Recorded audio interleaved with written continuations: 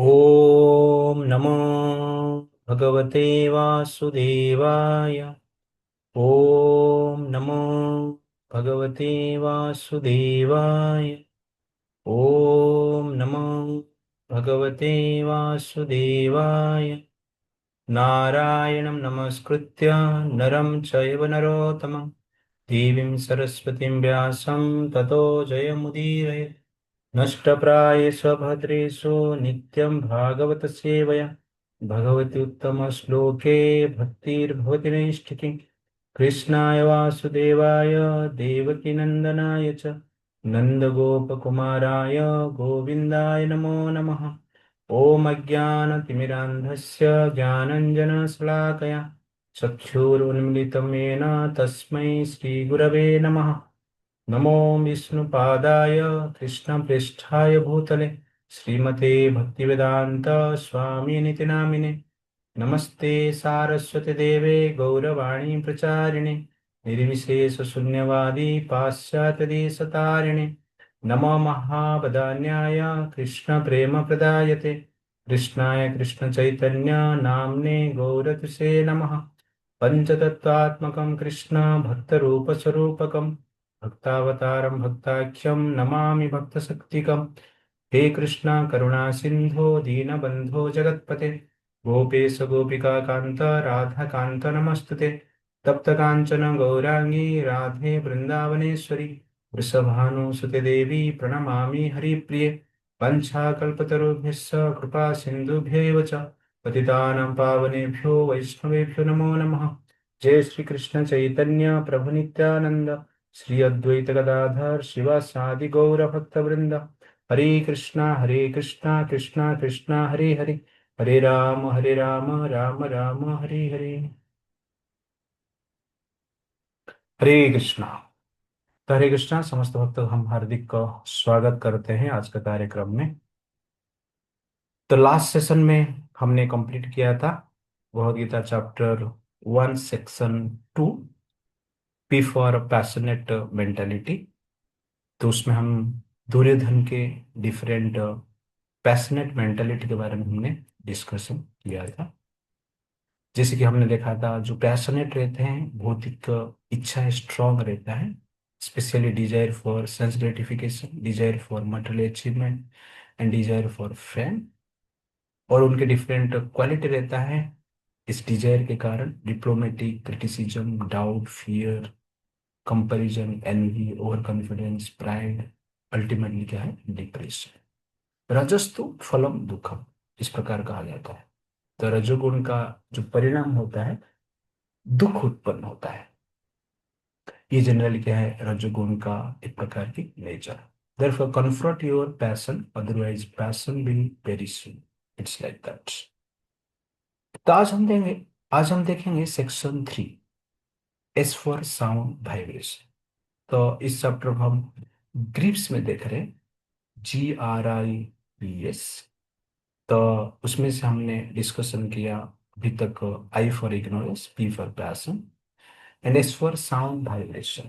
तो इस चैप्टर में 12 to 19 में डिफरेंट वॉरियर्स और भगवान कृष्ण भी अपना अपना शंख बजाएंगे। तो उससे हम कुछ जानने की प्रयास करेंगे। तो वर्ष नंबर 12 to 19 हम पढ़ेंगे।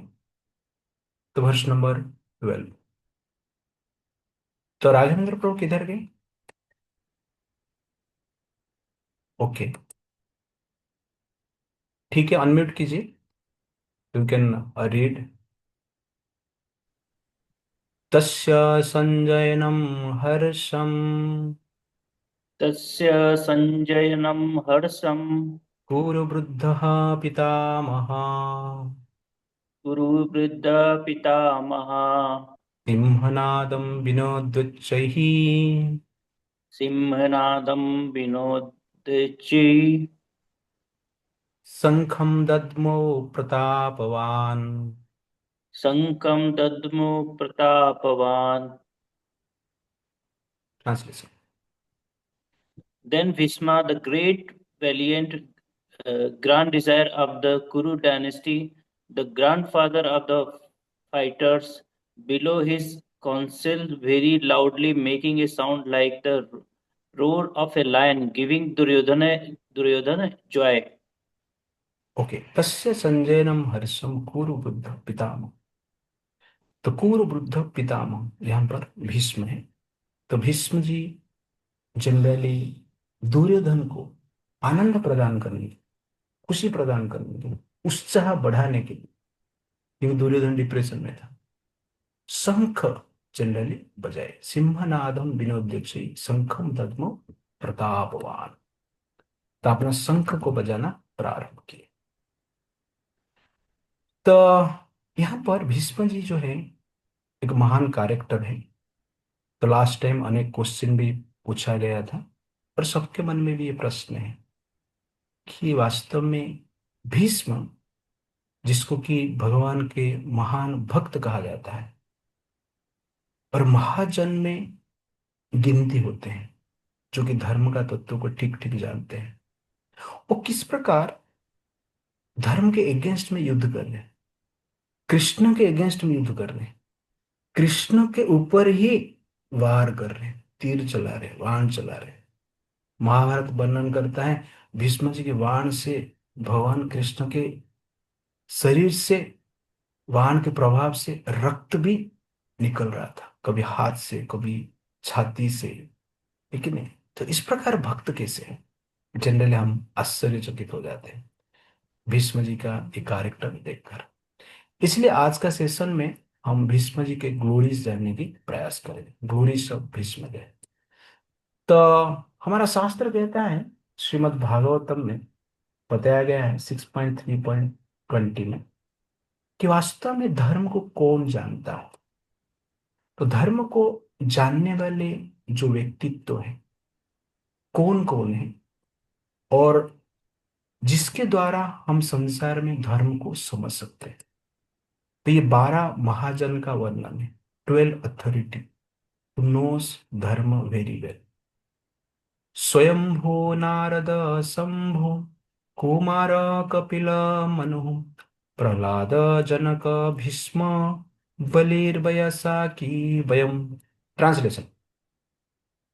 Lord Brahma, Bhagwan Narad, Lord Shiva, the four Kumara, Lord Kapila, the son of Dev, Deva, Devhuti, Swayambhu Manu, Prahlad Maharaj, Janak Maharaj, grandfather Bhishma, Bali Maharaj, Sukdev Goswami, and I myself know the real religious principle. Okay, तो real religious principal जानता कौन। तो संसार में अनेक authority आकर अनेक प्रकार की बात रखते हैं। तो शास्त्र क्लियर करता है कि रियल अथॉरिटी कौन। इसलिए शास्त्र के बारे में जो बात करते हैं, उनको सुनने से पहले शास्त्र किसको अथॉरिटी मानता है उसको जानना अत्यंत आवश्यक है। तो 12 अथॉरिटी, स्वयंभू नारद शंभु। स्वयंभू मतलब ब्रह्मा जी, नारद मुनि ब्रह्मा जी के पुत्र, शंभु भगवान शिव, कुमार चार कुमार हुए, सनक सनातन सनदन सनत कुमार ब्रह्मा जी के चार मानस पुत्र हुए, कपिल भगवान कृष्ण के अवतार है, कपिल मुनि जो कि सांख्य योग का प्रचार प्रसार किए हैं, मनु मनु महाराज जिससे कि मनुष्य का जन्म हुआ है, प्रहलाद महाराज, जनक महाराज, भीष्म देव महाजन में आते हैं, बलि महाराज, बयासाखी मतलब सुखदेव गोस्वामी जो कि श्रीमद् भागवतम परीक्षित महाराज को बताया, वयम वयम मतलब यहाँ पर यमराज। तो यमराज अपने दूत को बताते हैं कि संसार में धर्म को जानने वाला 12 महाजन रहते हैं। और ये 12 महाजनों का आप ध्यान से देखेंगे, सब लोग राम कृष्ण को और भगवान विष्णु को ही महान माने हैं।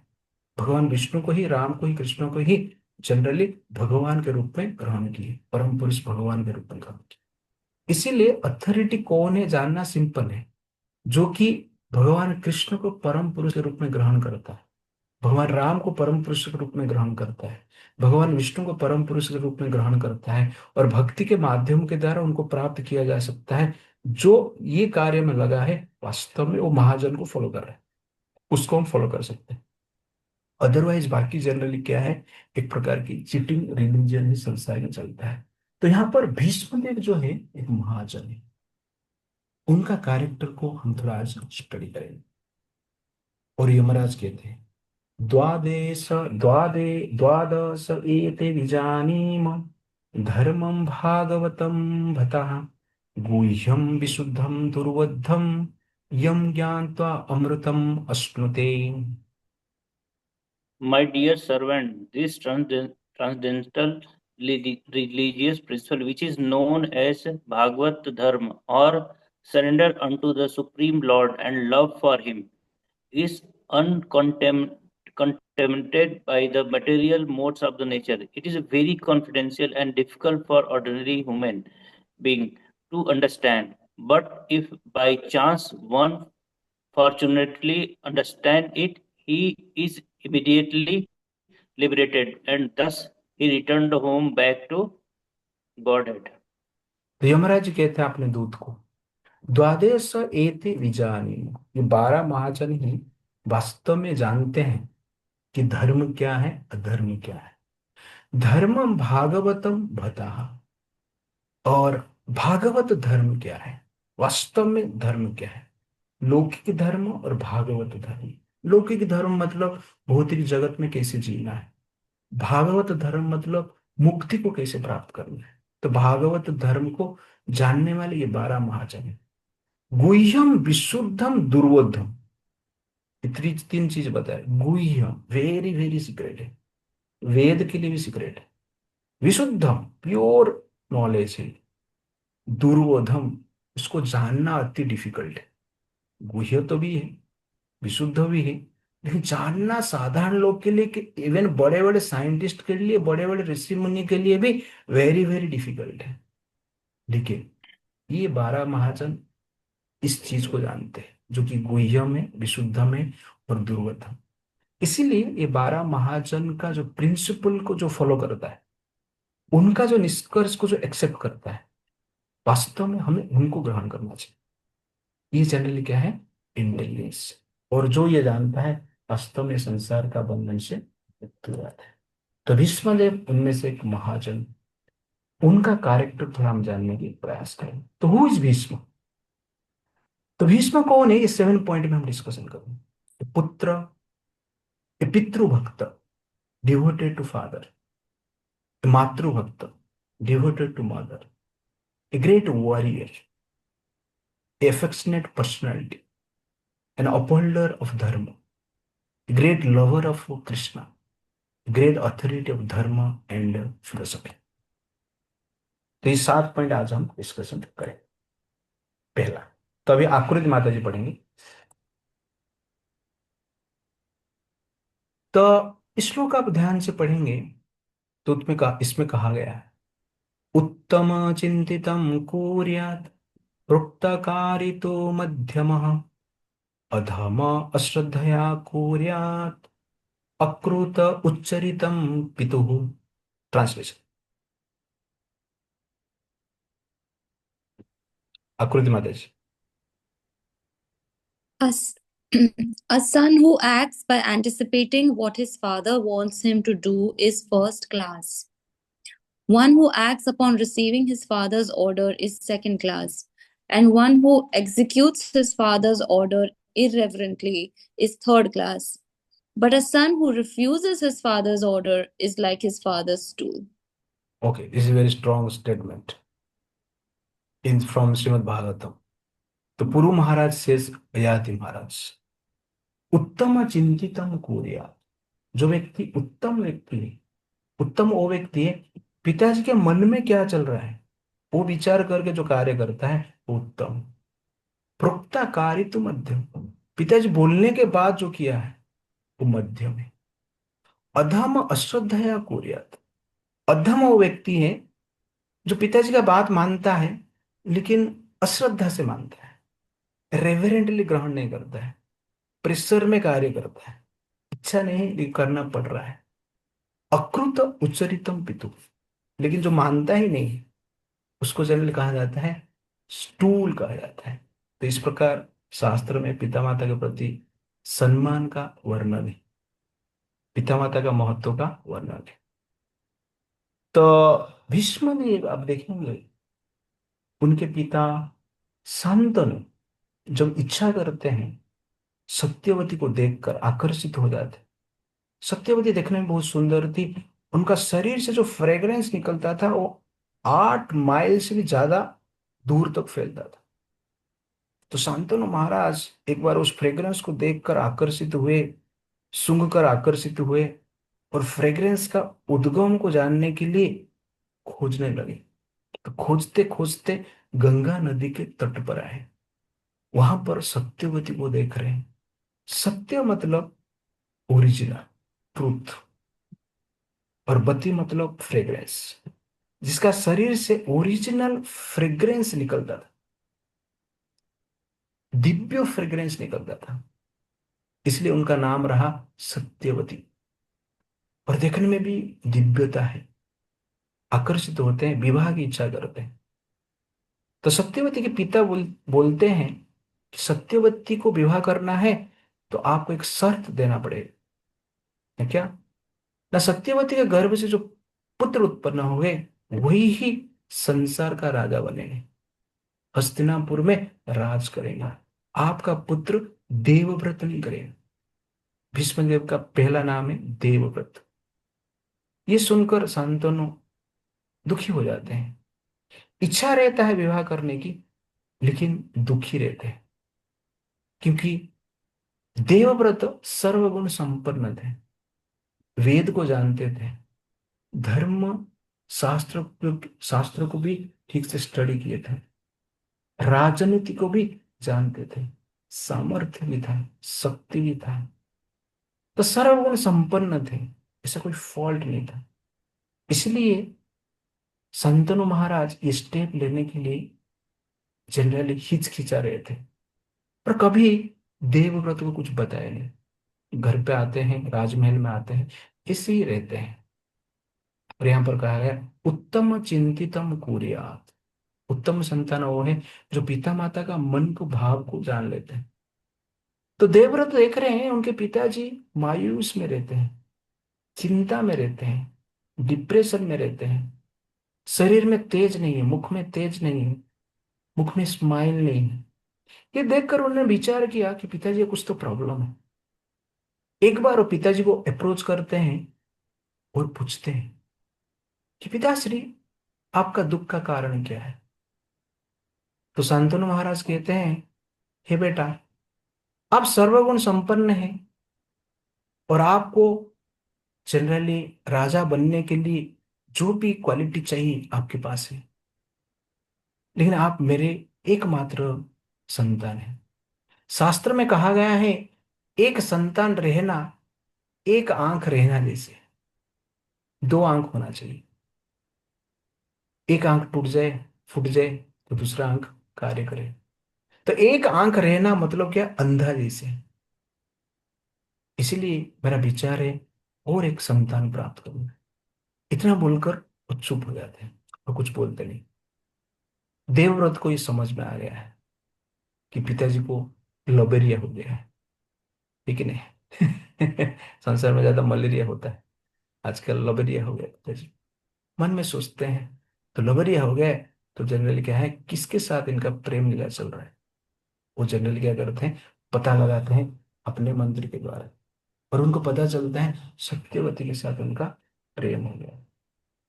और सीधा हो जाते हैं सत्यवती के पास, उनके पिताजी के पास, और कहते हैं कि आप मेरे पिताजी का जो आज्ञा है, इच्छा है, पूर्ति कीजिए।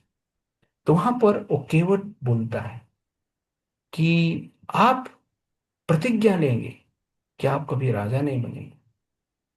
आप प्रतिज्ञा लेंगे कि आपका पुत्र कभी भी इनके साथ स्पर्धा नहीं करेंगे, तब जनरली आपके पिता के साथ सत्यवती का विवाह हो सकता है। ये जब सुनते हैं, देवव्रत थोड़ा हंसते हैं और उनके सामने ही एक बड़ा प्रतिज्ञा लेते हैं। प्रतिज्ञा लेते हुए गंगा का पानी हाथ में लेते हैं, और गंगा उनके माता है, माता जी को साक्षी रख कर कहते हैं कि मैं गंगा माता को साक्षी रखता हूँ, चार दिशा को साक्षी रखता हूँ, समस्त देवताओं को साक्षी रखता हूँ, सूर्य चंद्र को साक्षी रखता हूँ, भगवान विष्णु को साक्षी रखकर मैं ये प्रतिज्ञा लेता हूँ कि आजीवन में ब्रह्मचर्य व्रत का पालन करूंगा, जीवन में कभी भी मैं विवाह नहीं करूंगा, और आजीवन में हस्तिनापुर का रक्षा करूंगा। इस प्रकार जनरली एक बड़ा प्रतिज्ञा लेते हैं, और ये प्रतिज्ञा को सुनकर देवता लोग आश्चर्यचकित हो जाते हैं, विस्मित हो जाते हैं, और विस्मित होकर देवव्रत का नाम भीष्म रखते हैं और फूल का बारिश करते हैं। उस समय पे शांतनु महाराज को ये सब पता चलता है, उस स्थान पर आते हैं, वो जनरली आश्चर्य भी हो जाते हैं और साथ साथ खुशी भी हो जाते हैं, क्योंकि शादी हो जाएगा। और देवव्रत के प्रति आदर के कारण वरदान देते हैं, इच्छा मृत्यु का वरदान देते हैं। ये शांतनु महाराज का क्वालिटी है। अब सोचिए, शांतनु महाराज ठीक है आकर्षित हुए हैं सत्यवती के प्रति, ये कोई आश्चर्य की बात नहीं है, लेकिन शांतनु महाराज भी धर्मपरायण थे। एक राजा के रूप में प्रजा को संतान के रूप में पालन करते थे, इसलिए उनके पास उनका तप का बल का इतना पावर था कि अपना संतान को इच्छा मृत्यु का भी वो वरदान दे सकते थे। और इच्छा मृत्यु को वरदान देते और कहते हैं, यमराज तुम्हारा आज्ञा के बिना तुम्हारा जीवन कभी ले नहीं सकते हैं। इस प्रकार आशीर्वाद देते हैं। तो इस प्रकार देवव्रत का नाम क्या हो जाता है? भीष्म देव हो जाता है। दिस इज एक्चुअली क्या है? डेडिकेशन ऑफ भीष्म देव, पितृभक्त।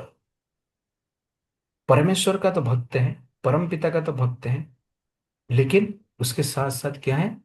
अपना पिता का भक्त है, पिताजी का शादी किया है। संसार में हम देख रहे हैं कि पिता माता बेटे का शादी करते हैं, बेटा बेटी का शादी करते हैं, और ये भीष्मदेव क्या करते हैं? अपना पिताजी का ही शादी किए और स्वयं ब्रह्मचर्य व्रत पालन किए।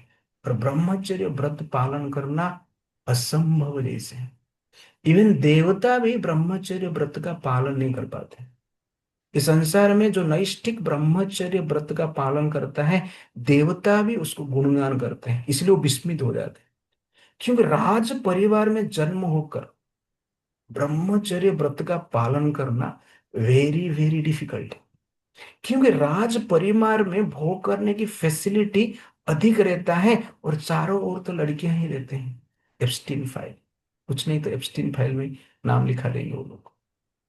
तो कहने का अर्थ है, इतना आसान नहीं है ब्रह्मचर्य व्रत का पालन करना है।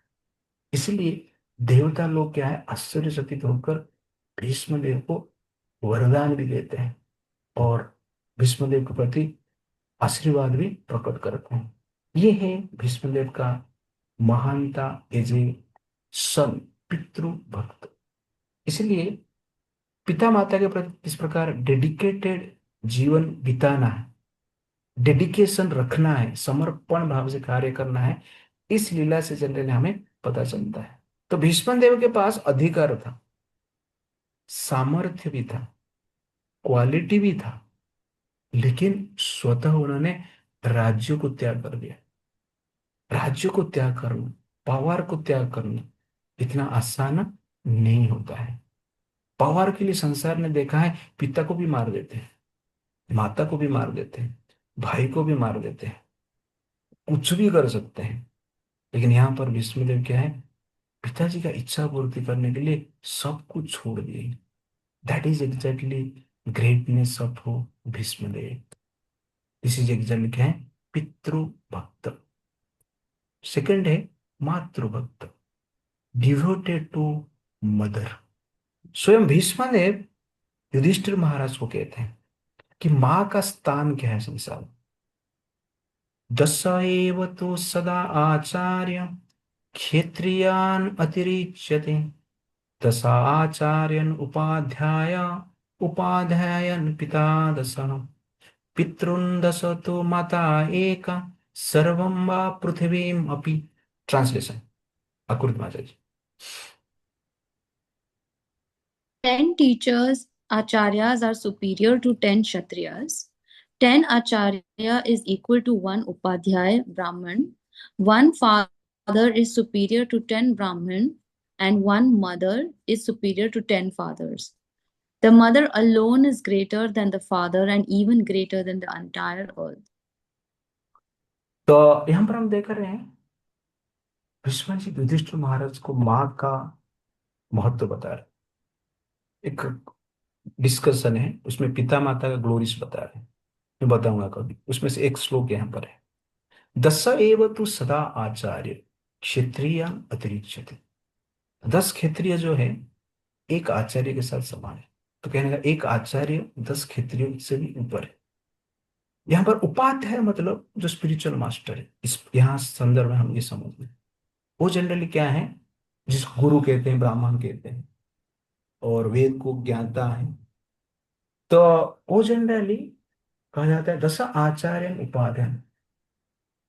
10 आचार्य इक्वल टू एक उपाध्याय, और 10 उपाध्याय जनरली एक पिता के साथ समान है।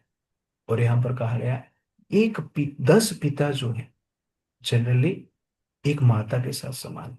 तो माता का जो स्टेट है, पोजीशन है, सबसे बड़ा माना जाता है। सर्वम वा पृथ्वी even greater than the earth, it's like that. इसलिए भीष्म ने माता का भी भक्त थे, मातृभक्त। तो सत्यवती का विवाह हो जाता है, और सत्यवती का भी इच्छा थी कि मेरे पुत्र होना चाहिए, और उनका 2 पुत्र होते हैं, विचित्र वीर्य और चित्रनंदा। दोनों पुत्र बड़े होते हैं। तो चित्रगंधा के साथ एक गंधर्व जिनका नाम है चित्रगंधा, उनका युद्ध होता है। युद्ध का कारण क्या है, वो गंधर्व सोचते हैं कि मेरा नाम चित्रगंधा है, दूसरा चित्रगंधा संसार में होना नहीं चाहिए। इसलिए आते हैं, वो चित्रगंधा को कहते हैं कि आप अपना नाम चेंज करो। वो कहता है मैं नाम नहीं चेंज करूँ। तो दोनों के बीच में आर्गुमेंट होता है और युद्ध चलता है। 4 साल युद्ध होता है।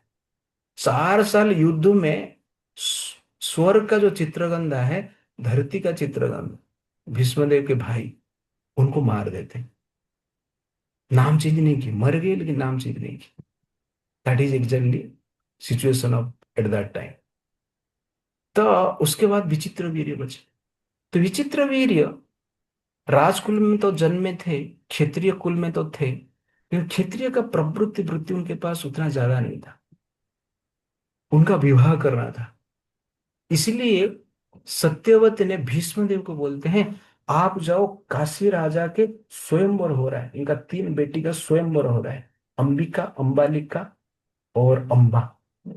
उनको जाके आप अपहरण करके लेकर आओ, और लेकर आके विचित्र वीर्य के साथ शादी करना, तुम मत शादी मत करो।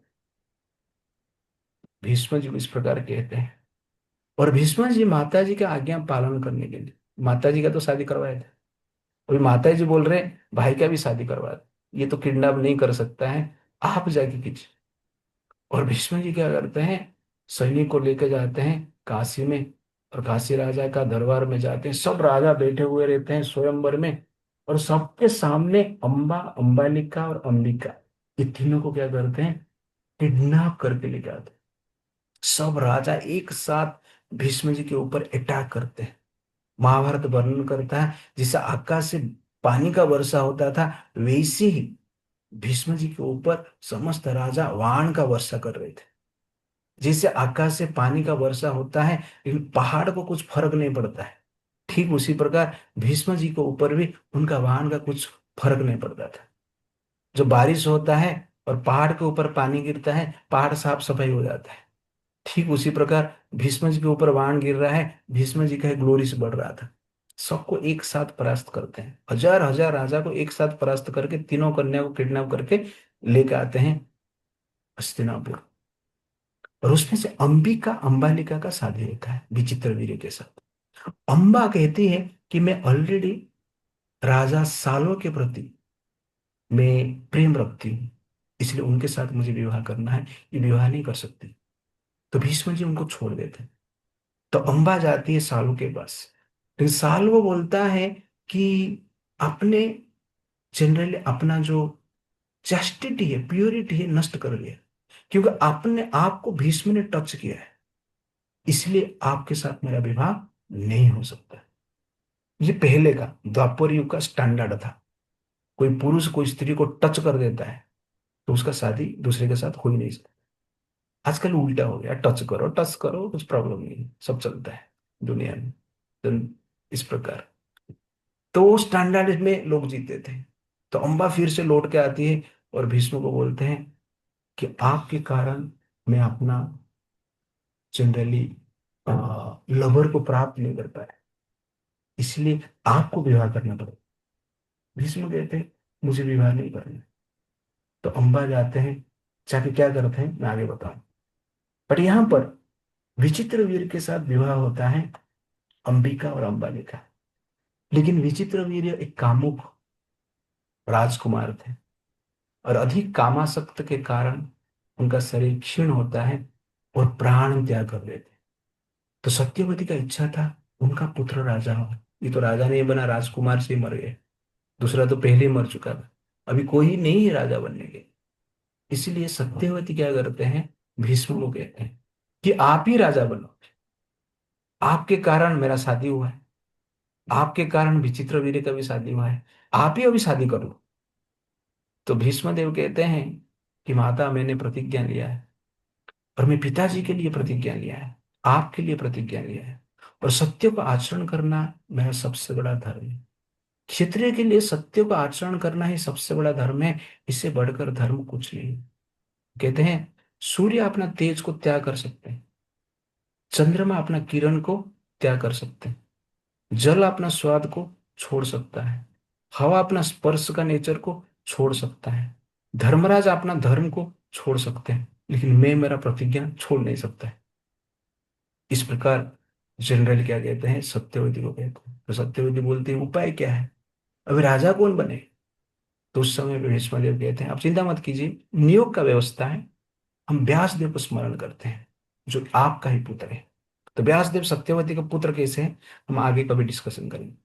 तो सत्यवती व्यासदेव को बुलाते हैं, और व्यासदेव भगवान कृष्ण के अवतार है जो कि वेद का रचना की है।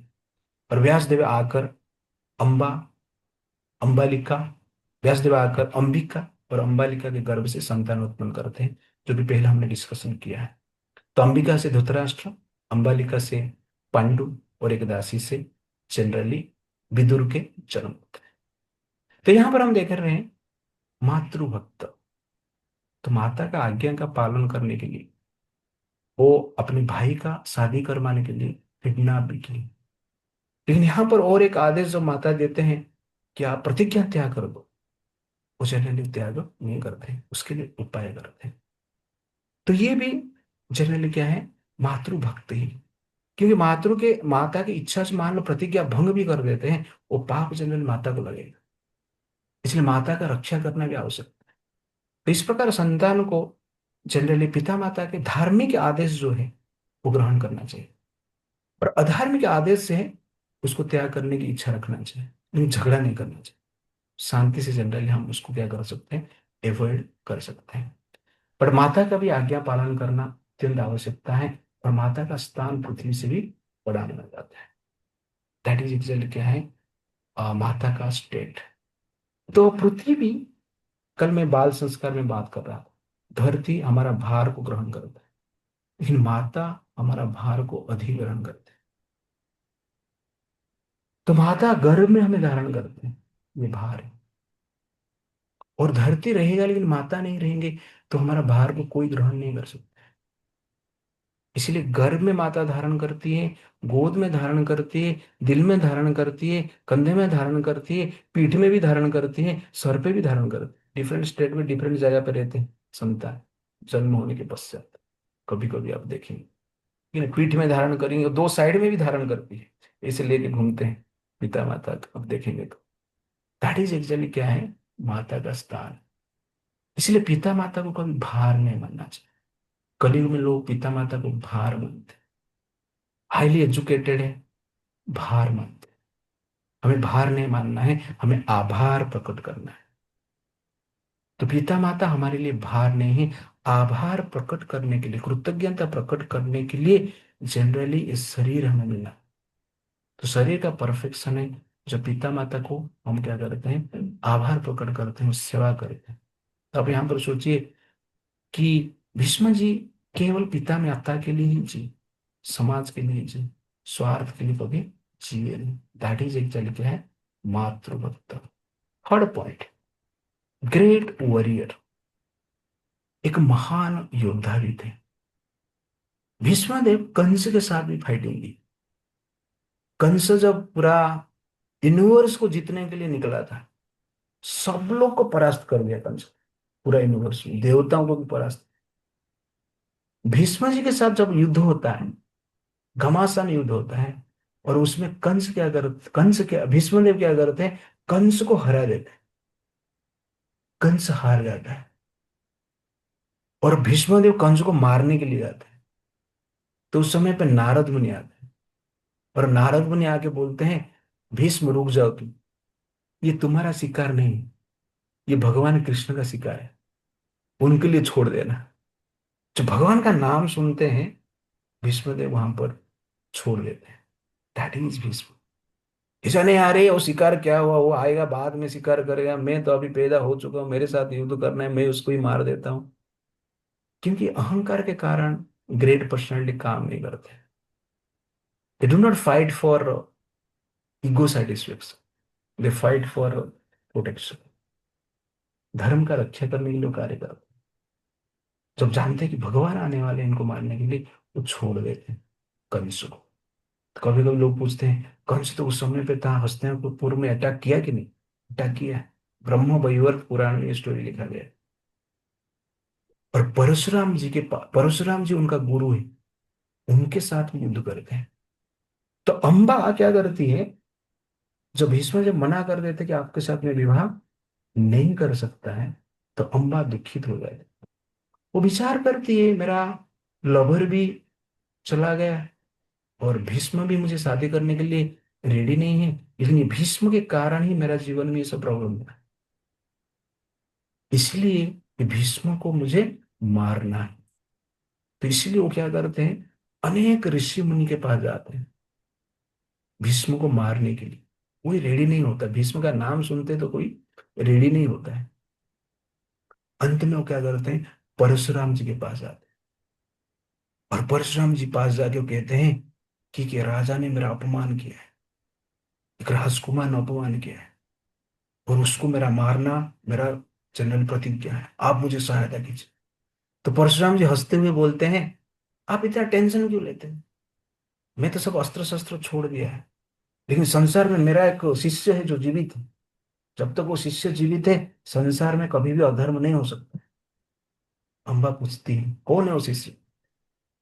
अ, परशुराम जी, जब अम्बा पूछती है परशुराम जी को, कौन है शिष्य शिष्य? तो परशुराम जी कहते हैं, वो शिष्य का नाम है भीष्म। तो अम्बा जी आश्चर्य हो जाते, मतलब भीष्म के कारण ही ये सब प्रॉब्लम हुआ है। तो परशुराम जी पूरा गुस्सा हो जाते हैं, क्योंकि परशुराम जी ने शपथ लिए थे, मुझे कोई क्षत्रिय को युद्ध कला सिखाना नहीं। तो एक ही क्षत्रिय को युद्ध कला सिखाए, वो जनरल क्या है, भीष्म देव। उनका पवित्रता, प्योरिटी, चेतना को जानकर ये जब सुनते हो आश्चर्यचकित हो जाते, गुस्से से क्या करते हैं, भीष्म जी के साथ युद्ध करने के लिए आते हैं और भीष्म के पास आते और कहते हैं कि आपको दो कार्य करना है, दोनों में से एक करना है, या अंबा के साथ विवाह करो या मेरे साथ युद्ध करो। तो गुरु की आज्ञा है ये, अंबा के साथ युद्ध करो, अंबा के साथ विवाह करो और मेरे साथ युद्ध करो, ये दोनों में से आपको एक चूज करना है। तो उसमें से भीष्म जी क्या करते हैं, परशुराम जी के साथ युद्ध करने का चूज करते हैं। तो हम बोला, अरे गुरु के साथ कैसे युद्ध कर सकता है? ये गुरु ने दो चॉइस रखा था ना, एक है युद्ध करो, नहीं तो शादी करो। डायरेक्ट गुरु जी ने शादी करने के लिए बोले नहीं। परशुराम भी जानते हैं कि डायरेक्ट हम बोल नहीं सकते, कि गुरु का आज्ञा का उल्लंघन नहीं होगा, इसलिए वो शर्त रखते हैं कि मेरे साथ युद्ध कर। और परशुराम जी के साथ भीष्म जी का घमासान युद्ध होता है, अनेक दिन तक चलता है, एक महीने से ज्यादा चलता है। महाभारत वर्णन करता है, एग्जैक्टली क्या डे है मैं भूल गया। और उसके बाद युद्ध इतना भयानक होता है कि स्वयं ब्रह्मा जी आते हैं युद्ध को रोकने के लिए। और इस प्रकार प्रतीत हो रहा था कि भीष्मदेव परशुराम जी को परास्त कर रहे हैं। इस प्रकार युद्ध में सबको लग रहा था, दिख रहा था कि अनेक बार परशुराम जी को युद्ध में मूर्छित कर देते हैं। That is exactly Bhishma. ये साधारण व्यक्ति नहीं। परशुराम मतलब भगवान का होता है, जो कि पूरा संसार में क्षत्रियों को 21 बार विनाश किए घूम घूम कर। जब क्षत्रिय लोग एक प्रकार के आतंकवादी बन गए थे, उस वीर को भीष्म जी क्या करते हैं, परास्त करते हैं। एक बड़ा अचीवमेंट था। तो वीरता में भीष्म जी नंबर वन है। भगवान को भी परास्त कर दिए, यहाँ पर देखा गया ऐसा। और अनेक युद्ध लड़े हैं, अनेक युद्ध में कभी भी भीष्म जी हारे नहीं। That is his position. He fought for protection, not for ego satisfaction. ये है वीरता, यानी एफेक्शनेट पर्सनैलिटी। अभी भीष्म जी का थोड़ा करेक्टर पॉइंट पे आएगी। The great personality actions are always impelled by affection and compassion, not by passion and obsession. A great person always acts for protection, not for destruction. They show harshness to keep you harmless. That is exactly बड़े बड़े महान योद्धा का, महान personality का गुण है। तो कभी कभी हम सोचते हैं कि भीष्म जी ने कर्ण को युद्ध से बाहर रखा। भीष्म जी जब युद्ध करने के लिए इच्छा किए, कहने का अर्थ है दुर्योधन का इच्छा को पूर्ति करने के लिए, युद्ध करने के लिए वो स्वीकृति दिए हैं, लेकिन एक कंडीशन है। क्या कंडीशन दिए?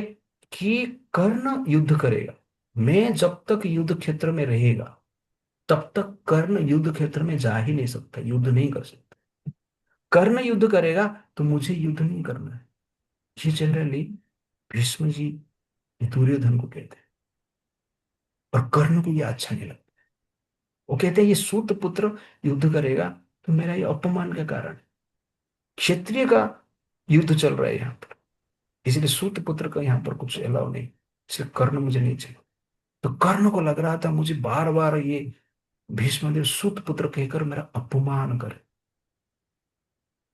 और जीवन भर कर्ण को भीष्मदेव अनेक स्थान पर चेस्टाइज ही करते हैं, क्योंकि वो दुर्योधन का साथ देता है। इसलिए कर्ण भीष्म जी के प्रति एक प्रकार की शत्रुता का भावना रखते थे, द्वेष का भावना। वो कहते थे ये इतने बड़े महान व्यक्ति है, धर्म को जानने वाले हैं, लेकिन ये पक्षपात करते, मेरा अपमान करते, जात पात का उनका व्यवहार है। इसलिए उनको कभी भी भीष्मदेव पसंद नहीं थे। और भीष्मदेव का 10वां दिन जब पतन होता है, अर्जुन के बाण से घायल होकर नीचे गिर जाते हैं। हजार हजार बाण भीष्म जी के शरीर में लगा है। आप सोचिए कितना पेन रहे। एक कांटा हमारा हाथ पैर में घुसता है तो हमारा पैर ऊपर उठ जाता है, हम नीचे रख नहीं सकते। लेकिन हजार हजार बाण भीष्म जी के शरीर में लगा है, 1 इंच का भी गैप नहीं है उनका शरीर, ऐसा कहा जाता है। और ये बाण के साथ धरती पे वो नहीं लगे हैं, वो बाण के सैया में ही सोए। तो ये जनरली भीष्म जी का स्पेशल पावर है। इतना आसान नहीं है बाण को पकड़ के रखकर धरती पे नहीं गिरना, ग्रेविटी खींचता है, लेकिन इतने पेन को सहन करके भी भीष्म जी ऐसे ही रहे। That is actually greatness of Bhishmadev. 8 days रहे इस पतन। 10वां दिन का पतन हुआ, 18 डेज के बाद भगवान जाते हैं, कृष्ण जाते हैं, उनका शरीर को टच करते हैं तो पेन दूर होता है, वो दूसरा स्टोरी। बट 10 दिन भी रहना वेरी वेरी डिफिकल्ट। और जब 10वां दिन पतन हो जाता है, उस शाम को युद्ध खत्म होने के पश्चात कर्ण अकेला भीष्म के पास जाता है युद्ध भूमि में, जहां पर वे पड़े हुए रहते। और युद्ध भूमि में कर्ण देख रहा है कि भीष्म जी के चारों ओर सियार है, भीष्म को खाने के लिए वेट कर रहे हैं। वल्चर्स भी घूम रहे हैं, भीष्म जी को खाने के लिए वेट कर रहे हैं। कुत्ते भी घूम रहे हैं, उनका शरीर को खाने के लिए वेट कर रहे हैं, क्योंकि अभी तक वो जिंदा है, इसलिए कोई पास नहीं आ रहा। तो ये सीन देख के कर्ण को अच्छा नहीं लगता है, और कर्ण सोचता है इतना बड़ा महान वीर का इसी प्रकार की पतन हो जाना आश्चर्य की बात है। इस प्रकार कर्ण सोचता है कि दैव के विरुद्ध में कोई लड़ नहीं सकता। दैव जो इच्छा करता है वही होता है। और कर्ण भीष्म जी को प्रणाम करते हैं। तो उस टाइम पे भीष्मदेव कर्ण को कहते हैं, हे कौन्तेय, आपका स्वागत। ये जानकर कर्ण आश्चर्यचकित हो जाता है। वो पूछता है भीष्मदेव को, आपको कैसे पता चला कि मैं कौन्तेय हूं? तो कर्ण कुंती का पुत्र है, दो लोग को पता है, कुंती को और भगवान कृष्ण को। दोनों की युद्ध से पहले ही कर्ण को यह बात बताए। भीष्म जी जब बोलते हैं कौन्तेय आपका स्वागत है, तो कर्ण को आश्चर्य लगता। वो पूछते हैं, आप कब से जानते हो कि मैं कौन्तेय हूँ? तो भीष्मदेव हंसते हैं। वो कहते हैं, पहला दिन जब आए आप युद्ध क्षेत्र में, जो प्रतियोगिता चल रहा था, कंपटीशन चल रहा था, उस समय पे जब आए, स्पर्धा जो चल रहा था उस समय पे जो आए, आपने जो अपना कला दिखाया, उस समय में आपको देखकर मुझे पूरा ज्ञान हो गया। और पूरा कॉन्फिडेंस में मैं कंफर्म कर दिया कि आप सूत पुत्र हो ही नहीं सकते। आप निश्चित रूप से क्षत्रिय का ही पुत्र हो। और उस युद्ध भूमि में मैं कुंती महारानी का चेहरा को देखा।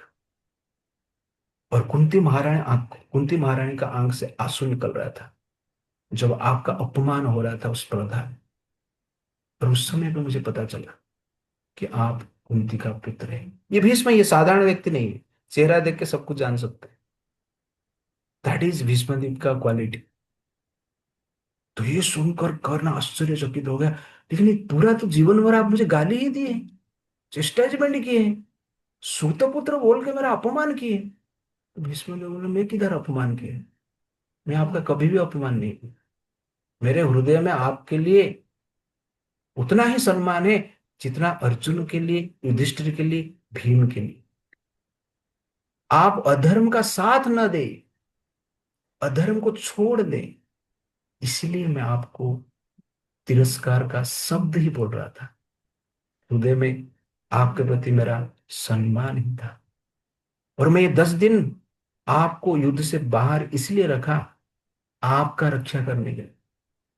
क्योंकि जब तक कृष्ण है पांडवों के पक्ष में, संसार का कोई भी शक्ति पांडवों को परास्त नहीं कर सकता है। इसलिए जीवन भर में आपको हार्श शब्द बोला, लेकिन आपको हारने से बचाने के लिए, आपका रक्षा करने के लिए। ये जो कर्ण सुनता है, फुट फुट कर वहां पर रोता है, क्षमा प्रार्थना करता है। भीष्म का महान का जानकर वो आश्चर्यचकित हो जाता है। ये है जनरली वैष्णव, ये है कृष्ण के भक्त। कृष्ण का भक्त केवल जप नहीं करते, करते हैं, लेकिन उनका बिहेवियर, उनका आचरण भगवान जैसे ही होता है। वैष्णव का आचरण विष्णु का आचरण का रिफ्लेक्शन, ये जनरली भीष्मदेव। इसलिए they show harshness to keep you harmless. Great person always acts for protection, not for destruction. Great personality actions are always impelled by affection and compassion, not by passion and obsession. Fifth point, an upholder of धर्म। कभी कभी हम सोचते हैं कि भीष्म देव ने generally अधर्म के पक्ष में युद्ध किए और धर्म को छोड़ दी। वास्तव में ऐसा नहीं है। जब पहले दिन युद्ध क्षेत्र में सब लोग एकत्रित हुए, भगवत गीता खत्म हो गया, अर्जुन बिबिल्डर हुआ, अर्जुन को भगवान ने समझाया, गीता सुनाया, और अर्जुन युद्ध करने के लिए रेडी हो गया, युद्ध करने के लिए गांडीव उठाया, सब लोग खुशी हो गए, सब लोगों ने शंख बजाया। जस्ट युद्ध शुरू होने वाला ही था, युधिष्ठिर महाराज रथ से उतर जाते, रथ से उतर कर कौरव के सैनिक की ओर जाते हैं। और बिना अस्त्र शस्त्र लिए भीम, अर्जुन, नकुल, सहदेव, ये सब सोचते हैं इनको क्या हो गया अभी। लग रहा है ये कौरव का आर्मी को देखकर डर गए और डर कर नेगोशिएशन करने के लिए जा रहे हैं। सब लोग इस प्रकार विचार कर रहे हैं। भगवान कृष्ण उनको समझा रहे हैं, चिंता मत करो, वो नेगोशिएशन के लिए नहीं जा रहे, और कुछ कार्य के लिए जा रहे, आप वेट करो। तो युधिष्ठिर महाराज तुरंत जाते हैं, भीष्म जी को प्रणाम करे थे युद्ध करने से पहले, और प्रणाम करने के पश्चात भीष्म जी आशीर्वाद देते हैं, विजयी भव, कि आपका जय। This is exactly Bhishma. और भीष्म जो विजयी भव बोलते हैं, ये साधारण नहीं है। भीष्म देव का पिता जो बोलते हैं कि आपको इच्छा मृत्यु का वरदान है, वो भी साधारण नहीं होता है। आप अपना पुत्र को इच्छा मृत्यु का वरदान नहीं दे सकते। मैं भी देता हूं आपका इच्छा मृत्यु का वरदान, ऐसा नहीं हो सकता है। भीष्म जी बोलते हैं विजयी भव, मतलब वास्तव में वो विजय का कामना ही करते हैं, और आशीर्वाद उनका है कि आपका ही जय होगा। पर युद्ध करने से पहले दुर्योधन को शर्त दिए थे कि मैं युद्ध करूंगा, सेनापति बनूंगा, लेकिन एक शर्त में। कौन सा शर्त? ना 5 पांडवों का मैं वध नहीं कर सकता, और 5 पांडव धर्म का प्रतीक है, और ये अधर्म के पक्ष में है, और धर्म को वध नहीं कर रहे। तो कौन सा युद्ध लड़ रहे हैं? क्रिकेट में मान लो कोई बॉलर बोलेगा कि मुझे विराट कोहली को आउट नहीं करना है, विराट कोहली आएगा तो मैं फुल टच फेंकूंगा, छक्का चौका उसमें लगेगा, और मैं आपका पक्ष में रहना चाहता हूँ, बाकी सबका आउट करूँ। तो बाकी सब आउट हो गए, क्या करेंगे क्या? मेन तो फुल टच खेलेगा, वही तो जीता लेगा खेल, तो बाकी सबका क्या जरूरत क्या है? तो वास्तव में यहां पर आप देखेंगे, भीष्मदेव अधर्म के पक्ष में तो है फिजिकल, बट इंटेंशनली हार्ट उनका कहां पर है? धर्म के पक्ष में। और धर्म को उनको मारना नहीं है, ये जनरली पक्ष में युद्ध कर रहे हैं, उनका एक इंटेंशन है, उनका एक इच्छा है, जो कि भगवान की इच्छा के साथ मैच करता है। इसीलिए जनरली वो इस पक्ष में युद्ध कर रहे हैं। भगवान जनरली संसार को दिखाना चाहते थे, आप इच्छा मृत्यु का वरदान आपके पास हो सकता है, पूरा संसार का शक्ति एक साइड में हो सकता है, लेकिन अंत में धर्म का ही जय होता है। इसको प्रूफ करने के लिए भगवान हृदय से चाहते थे कि भीष्म जी जनरली किसके पक्ष में होना चाहिए? अधर्म का पक्ष में होना चाहिए। That is exactly Bhishma ji का एग्जैक्टली क्या है? इंटेंशन। इसीलिए भीष्म जी पांडव को मारने के लिए मना किए। भगवान की भी इच्छा थी, क्योंकि भगवान का इच्छा है पांडव का वध कभी नहीं हो। और भगवान का इच्छा को सम्मान देने के लिए भीष्म जी क्या करते हैं? पांडव को वध करने की इच्छा नहीं रखते। दैट इज एक्चुअली क्या है? भीष्म का ग्रेटनेस है, ये सब जानते हैं। और एक दिन अर्जुन के साथ उनका युद्ध हो रहा है, अर्जुन भीष्म को नहीं मार रहे, धीरे से ऐसा युद्ध कर रहे हैं आराम से, और भीष्म ऐसा युद्ध कर रहे हैं जैसे अर्जुन को ही मारने वाले हैं। मारेंगे नहीं, बस ऐसा लग रहा है। बट भगवान कृष्ण क्या हो जाते हैं? गुस्सा हो जाकर रथ से उतर जाते, 8वां दिन में उतर कर एक पहिया उठाते और भीष्म को ही मारने के लिए जाते। तो भीष्म जी उस समय पर अस्त्र शस्त्र छोड़ देते हैं, और छोड़कर भगवान को बोलते हैं, आइए आप मेरा वध कीजिए, आप मेरा वध करेंगे तो मेरा मान सम्मान रेपुटेशन संसार में और बढ़ जाएगा।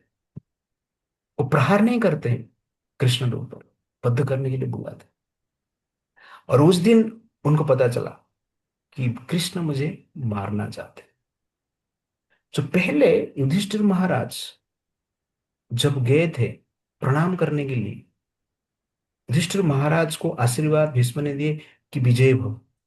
उस समय पे युधिष्ठिर महाराज भीष्म जी को पूछते हैं कि आपसे मुझे एक रिक्वेस्ट था। ना क्या रिक्वेस्ट था? ना आप कैसे मरेंगे थोड़ा मुझे बता दीजिए। तो आप सोचिए कोई किसको पूछेगा, थोड़ा रिक्वेस्ट था, प्रणाम करके आपको पूछेंगे कि आप कैसे मारेंगे हम लोग, थोड़ा बताइए, आप मरेंगे कैसे बताइए। तो आप उधर ही उसको मार देंगे। लेकिन भीष्म जी उधर मारते नहीं उनको। भीष्म जी क्या करते हैं? हंसते हैं और कहते हैं अभी समय नहीं आया है मेरा मृत्यु का, मैं आपको बताऊं, पहला दिन बता रहे हैं, 10 दिन के बाद उनका समय है। पतन का। लेकिन वो बता नहीं रहे मृत्यु का भेद क्या है। तब तक दुनिया में किसको पता नहीं है कि भीष्म जी का मृत्यु कैसे हो, केवल कृष्ण को ही पता है। तो 9th डे रात को भगवान कृष्ण कहते हैं पांडवों को, आप जाइए भीष्म को पूछिए कि इनका वध कैसे हो। तो सब लोग बोलते आप ही बता दो ना, आप तो भगवान है, आपको सब पता है, आप बता सकते हैं। नहीं, भीष्म को बताइए, पूछिए जाके। सब लोग मिलकर जाते हैं, रात को भीष्म जी को मिलते हैं और पूछते हैं कि आपका मृत्यु का राज क्या है। और उस समय भीष्म जी मृत्यु का राज बता देते हैं। क्यों बताए, बताना नहीं चाहिए ना। आप लोग बोल रहे हैं ना अधर्म के पक्ष में है, उनको जितना है तो बताने की क्या जरूरत है। इच्छा मृत्यु है, सबको पता है, जब तक इच्छा नहीं करे तब मरेंगे नहीं। और उनका मृत्यु का भेद भी जनरली पूछते हैं तो कोई बताता है कि कोई नहीं बताता। लेकिन भीष्म जी उस रात को पांडवों को बता देते। क्यों बताए, पहला दिन नहीं बताया लेकिन अभी बताया। इसका मेन कारण क्या है, कृष्ण चाहते हैं कि भीष्म जी उनका मृत्यु का राज खोले। तो कृष्ण का इच्छा ये है, इसलिए कृष्ण ने ही भेजा है। इसीलिए भीष्म जी भगवान का इच्छा को पूर्ति करने के लिए अपना मृत्यु का राज युधिष्ठिर महाराज को बताते। वो कहते हैं कि कोई भी स्त्री मेरे सामने आता है तो मैं युद्ध नहीं करूंगा, अस्त्र नहीं उठाऊंगा। तो सब लोग पूछते हैं, स्त्री तो नहीं है ही नहीं युद्ध में कोई। तो भीष्म कहते हैं, एक स्त्री है, श्रीखंडी। श्रीखंड स्त्री के रूप में पैदा हुई थी, लेकिन बाद में पुरुष बन गया, जेंडर चेंज कैसे हुआ वो दूसरा स्टोरी है, हम देखेंगे। भीष्म जी उनको अभी भी स्त्री ही मानते हैं, बोलते मैं अभी भी स्त्री मानता हूं। इसलिए श्रीखंडी मेरे सामने जब आएगा तब जनरली मैं अस्त्र छोड़ दूंगा। उस समय पे अर्जुन मेरे ऊपर बाण प्रहार करेगा तो मैं मर सकता हूं, नहीं तो दुनिया में कोई भी मुझे मार नहीं सकता। ठीक उसी प्रकार, इस प्रकार जनरली जब सुनते हैं नेक्स्ट डे 10th डे में श्रीखंडी श्रीखंडी आके अर्जुन अर्जुन का रथ के ऊपर नहीं बैठता, जैसे कि महाभारत सीरियल में आप देख रहे हो। श्रीखंडी अपना रथ में बैठकर भीष्म के साथ युद्ध करते हैं और भीष्म जी उनका बाण जनरली छोड़ देते हैं उस समय पे। और अर्जुन उस समय का फायदा उठाकर बाण मारते हैं और भीष्म जी को धराशायी करते हैं। तो इस लीला का इधर पता पता चलता है कि एग्जैक्टली भीष्म जी धर्म के एगेंस्ट में दिख रहे थे, पर वास्तव में वो धर्म के पक्ष में ही युद्ध कर रहे थे। तो फिजिकली वो धर्म के पक्ष में है, पर मेंटली स्ट्रैटेजिकली वो धर्म के पक्ष में। इसलिए पांडवों को भी मारना नहीं है, और सेनापति होकर अपना मृत्यु को भी बता रहे हैं, राज भी खोल रहे हैं। और आप बोल रहे हैं कि अधर्म के पक्ष में वो कैसे लड़ रहे हैं। ये अधर्म के पक्ष नहीं, ये अधर्म को ही चीटिंग करना है। अब ध्यान से अब देखेंगे, मैच फिक्सिंग पहले से ही और कुछ नहीं, मैच फिक्स हो गया था, जीत गए Pandav. That is dedication, upholder of dharma. तो ये भगवान का इच्छा को उन्होंने पूर्ति किया।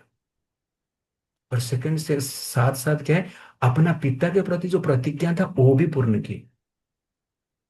प्रतिज्ञा क्या है, हस्तिनापुर का मुझे रक्षा करना है, ये प्रतिज्ञा भी है। ये तो लौकिक धर्म को भी उन्होंने रक्षा किया और भागवत धर्म को भी उन्होंने रक्षा किया।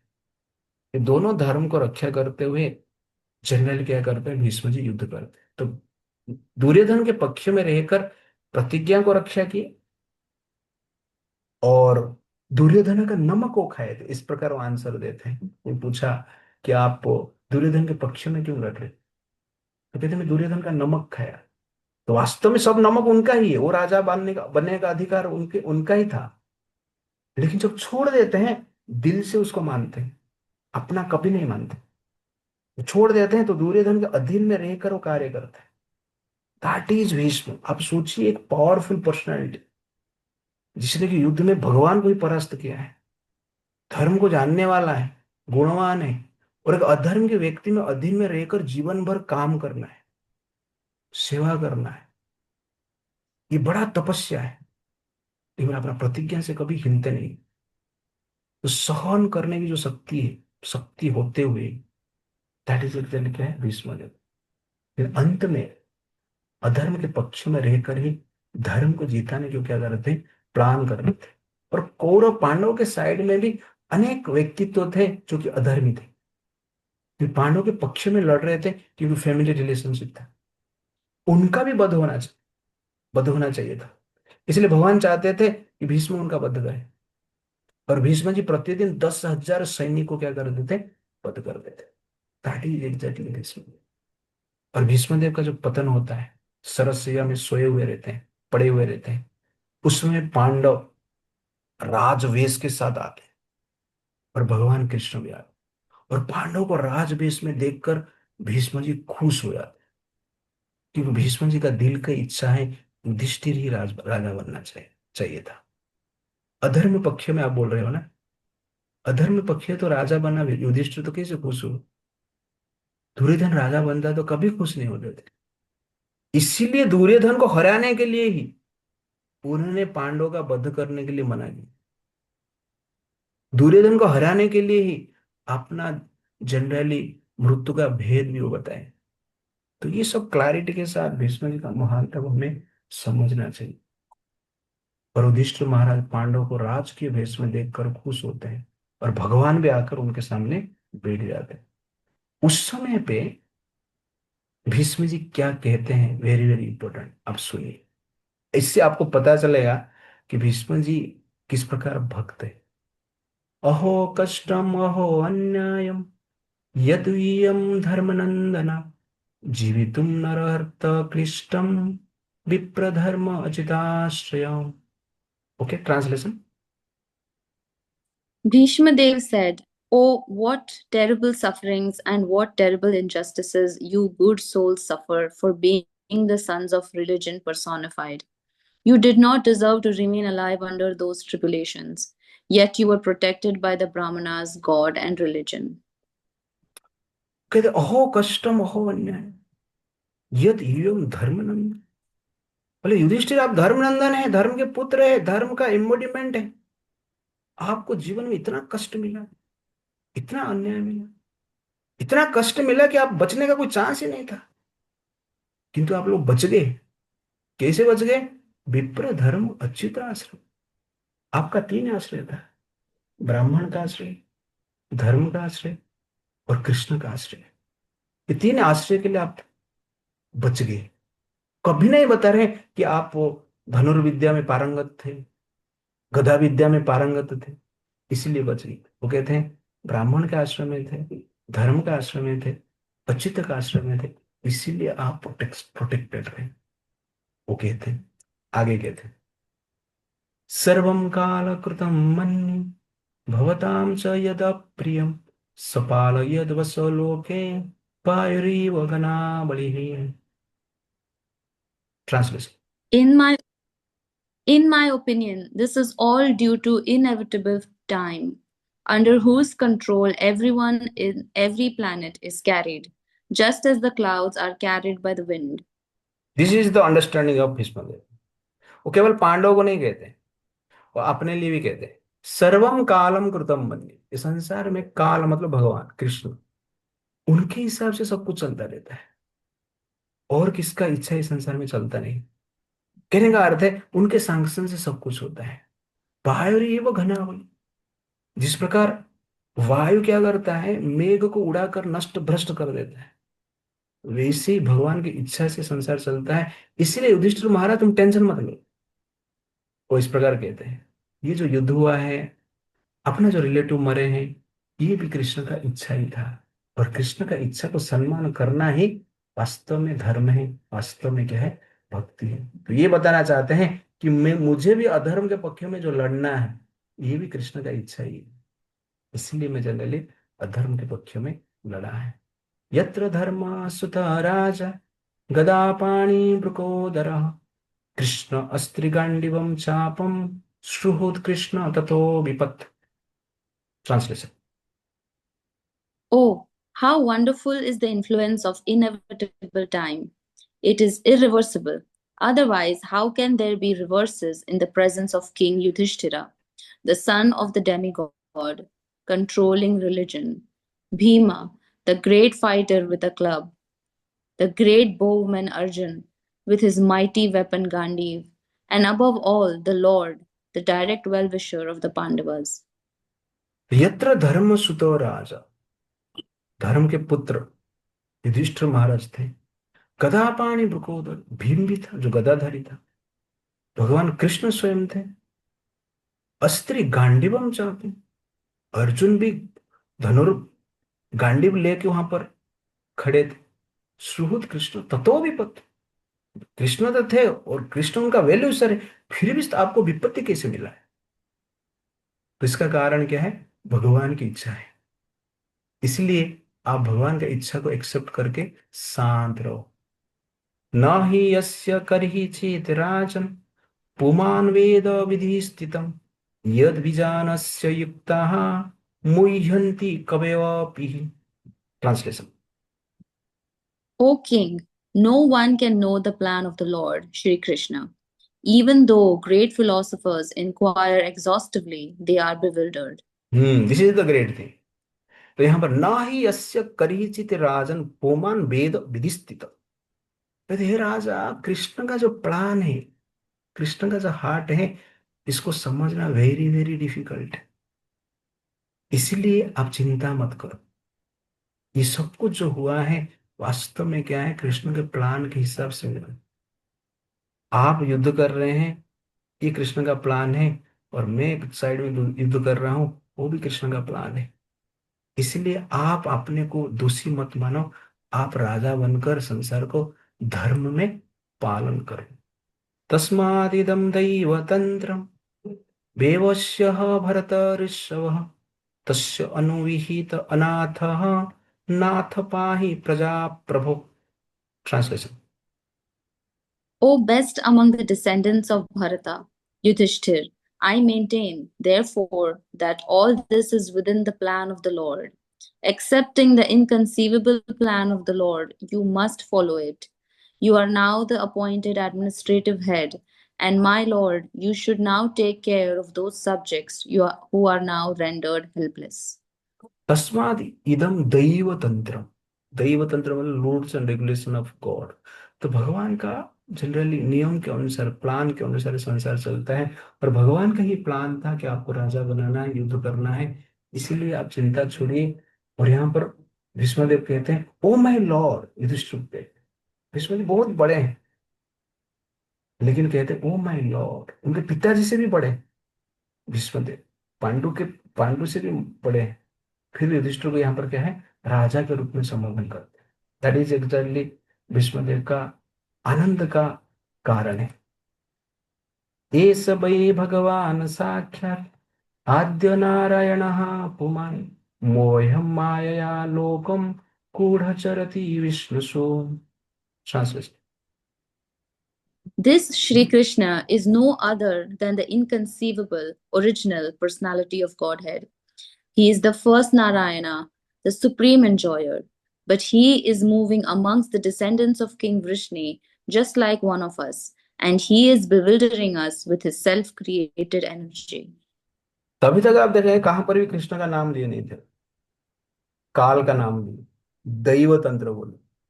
लेकिन वो दैव कौन है और काल कौन है यहाँ पर बता रहे। ये सब ही भगवान साक्षात। ये जो भगवान सामने खड़े हैं, ये भगवान है साक्षात। आद्यो नारायण कुमार। ये नारायण नहीं है, आदि नारायण है। नारायण का भी उद्गम है। He is saying like that. मोहम मायम लोकम गूढ़ चरति विष्णु।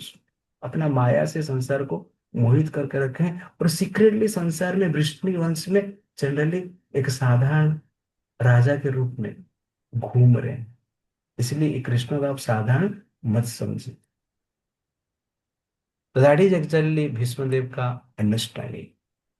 तो ये चीज जनरली यहाँ पर क्लैरिटी आप देखेंगे कि भीष्मदेव भगवान को जानते हैं, और भगवान का हार्ट को ही जानते हैं। उनको ही महाजन कहते हैं।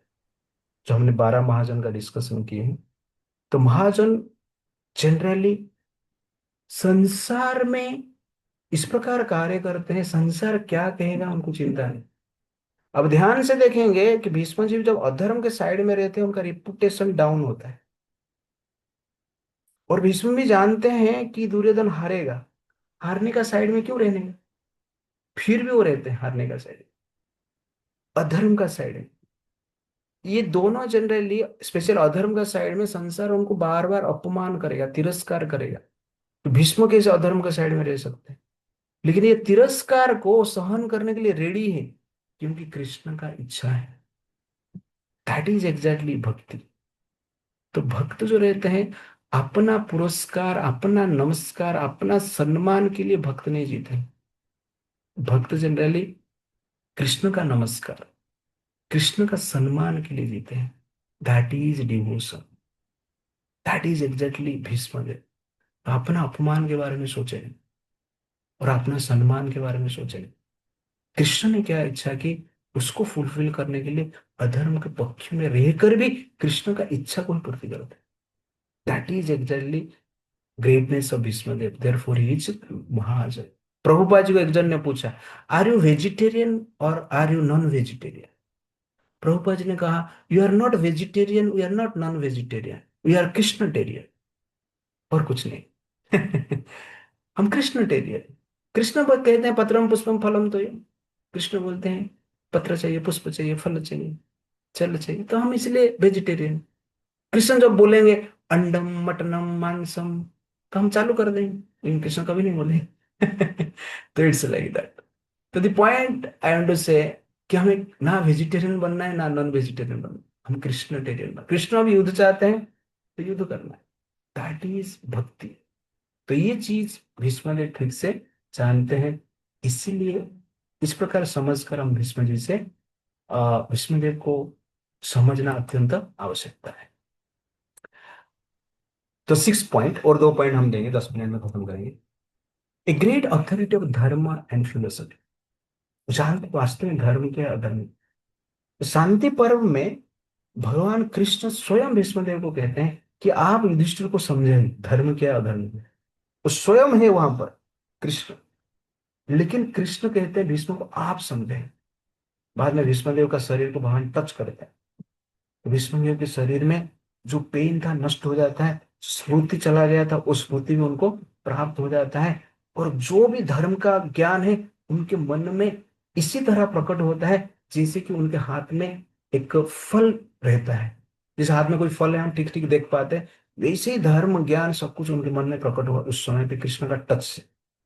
पेन भी गया, बुद्धि भी स्थिर हो गई, और धर्म का ज्ञान भी प्राप्त। अनेक चीज बताते हैं शांति पर्व, सबसे बड़ा पर्व है महाभारत में शांति पर्व। उसमें से एक श्लोक में बताते हैं जो कि आज के लिए रिलेटेड है। तो उसमें कहते हैं, उन्मर्यादे प्रब्रोति तो दस्युभिः संकरे कृते सर्वे वर्णा न दुष्यैहो शस्त्रवन्तः युधिष्ठिरः। ट्रांसलेशन।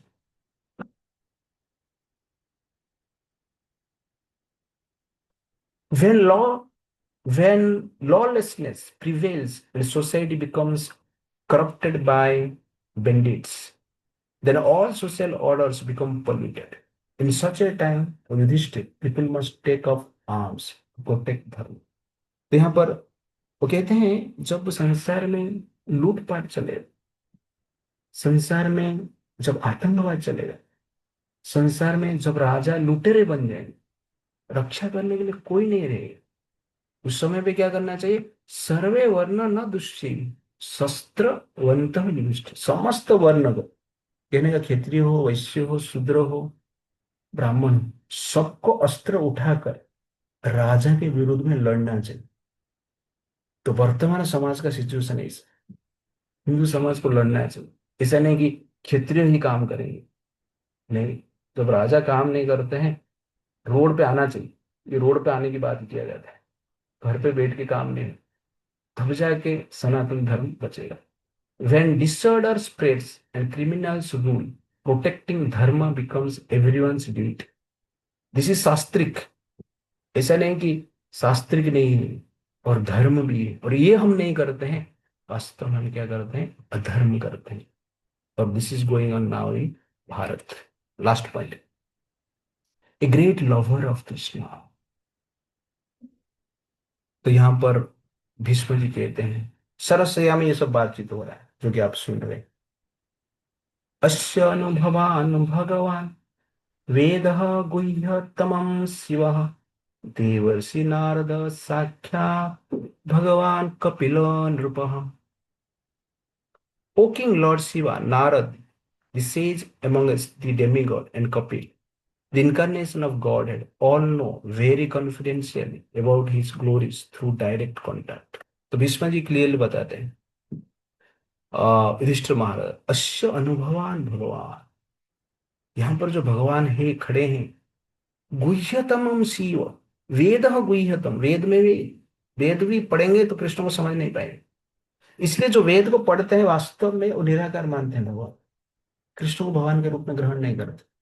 वो कहते हैं कि जब ज्ञान से भक्ति से शुद्ध हो जाता है जीवात्मा, वही भगवान. इस प्रकार हो गया था. फिर क्वेश्चन उठता है, ये भगवान कैसे अशुद्ध हो गए? भगवान है ना आप, तो अशुद्ध आप कैसे हो गए?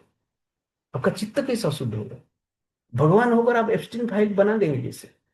और एब्स्टीन फाइल बनाने वाले शुद्ध होकर भगवान बन गए, ऐसा कैसे संभव? इम्पॉसिबल. इसलिए जो कहता है कि आप भक्ति करके आप भी भगवान बन जाएंगे, ये जनरली क्या है, एक प्रकार की भ्रम है. इसलिए कहते हैं वेद गुंजतम. जानता कौन है? शिव जी जानते हैं, नारद जी जानते हैं, और कपिल मुनि जानते हैं, और ये जो भगवान है आपके सामने खड़े हैं, परिचय दे रहे. यम मन्यसे मातुलेयम प्रियम मित्रम सुहृत्तमम अक्रोह अकरोह सचिवम दूतम सौहृदात अथ सारथी. ओके, अशोक प्रभु पढ़िए translation. O king, that personality whom out of ignorance only you thought to be your maternal cousin, your very dear friend, well-wisher, counselor, messenger, benefactor, etc., is that very personality of Godhead, Sri Krishna. तो यहाँ पर clarity दे रहे हैं, सरस सजा में है लेकिन clarity दे रहे हैं.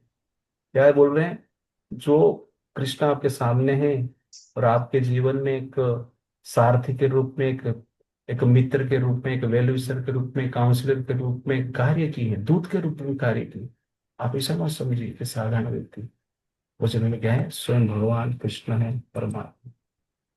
सर्वात्मनः समादृश्य हि अद्वयस्य अनहंकृतः तत्कृतं मतिवैषम्यं निर्वद्यस्य न क्वचित्. Being the absolute personality of Godhead, he is present in everyone's heart. He is equally kind to everyone, and he is free from the false ego of differentiation. Therefore, whatever he does is free from material inability. He is equibalanced. यहाँ पर बताना चाहते हैं कि ये जो युद्ध हुआ है, भगवान अपना अहंकार से काम नहीं कर, संसार में जीव अहंकार से कार्य करता है, और भगवान उस अहंकार जीव का कल्याण करने के लिए नाना प्रकार कार्य करते हैं. कभी मेडिसिन देते हैं, कभी ऑपरेशन करते हैं. तो डॉक्टर जो ऑपरेशन करता है आउट ऑफ एनवी नहीं, ठीक उसी प्रकार भगवान जब युद्ध करते हैं आउट ऑफ एनवी नहीं, एफिक्शन. क्योंकि इस युद्ध में जो भी मरे हैं जनरल क्या है, स्वर्ग को प्राप्त किए अंत में.